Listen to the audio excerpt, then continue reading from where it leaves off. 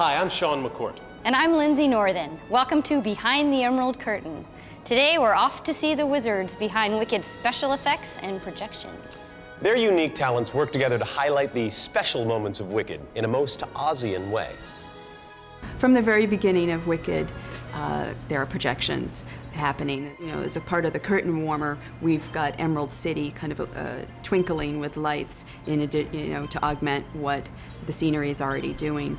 The design of Wicked evolved really sort of organically, and it started in San Francisco. It was a notion, again, that Joe Mantello had about sort of being able to really create specific magical moments within the context of the evening. The initial ideas are dialogues with the director always, you know, and the whole design team, and let's go through the whole show and talk about what we're looking for. So we really had some pretty intense meetings about it, and also just sometimes of just spontaneous idea. Joe would just throw something out and say, can you make me this for this moment? We were in San Francisco in the out-of-town tryout, and I was really struggling as the designer and everything we were creating with ones and zeros on a computer just felt very digital.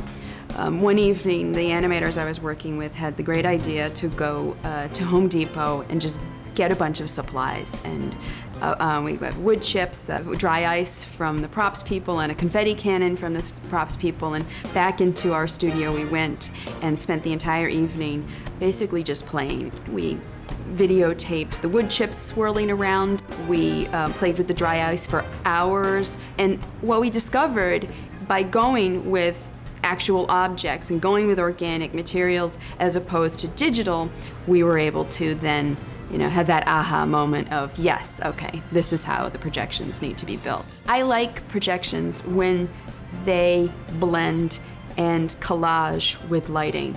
I seem to remember very clearly with Ken that I thought of it as us learning how to dance together. But we would just really have conversations about very specific moments, specific transitions within the show. A transition is a fancy word from getting from scene to scene seamlessly and elegantly through music, choreography, lighting. During the classroom scene, Elphaba has just cast a spell on the classroom. She takes off. And there's that great crazy music, and the choreography is this wonderful sort of electrified bodies and robotics and chaos. The students are actually stuck or seem not to be paralyzed where they're standing. At that moment, we're using some of the dry ice we shot on in the studio, and we've kind of running it very fast and frenetically. It's all in time and rhythm with the score, the underscoring. And at that point, we're kind of tumbling the smoke upstage, trying to blend with the movement of these actors who were kind of frenetically moving about stage. From that sort of activity or choreography that Wayne Salento created, we then build that into the transition that takes us into the poppy field. That dancing well together is what ultimately created what has been described by many, many people as a blending of those two worlds, so much so that you don't know what's lighting and what's projections. And are there projections? And there's been numerous times people said, there are projections in the show? And I have to say, great, I succeeded.